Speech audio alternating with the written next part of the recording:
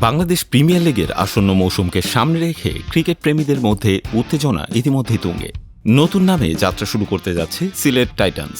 এর মধ্যে বড় চমক দেওয়ার প্রস্তুতি শুরু করেছে দলটি।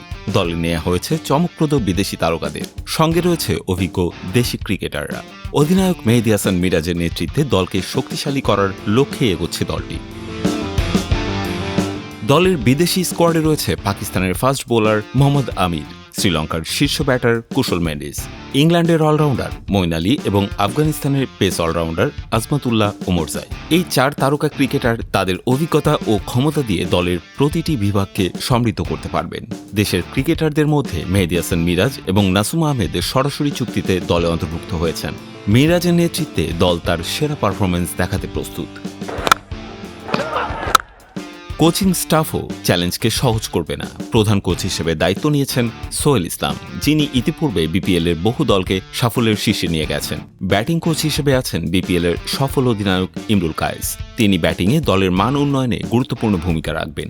পেস বোলিং কোচ হিসেবে আছেন সাবেক জাতীয় ক্রিকেটার সৈয়দ রাসেল এবং ফিল্ডিং কোচের দায়িত্বে রয়েছেন কিম সলিরভ। বিপিএল গভর্নিং কাউন্সিলের সভার পর 5টি দলের মালিকানা চূড়ান্ত হয়েছে। বসুন্ধরা গ্রুপের টগ স্পোর্টস রংপুর রাইডার্সের মালিকানা পেয়েছে। সিলেটের ফ্র্যাঞ্চাইজি হয়েছে ক্রিকেট ইউথ সামিট অধীনে।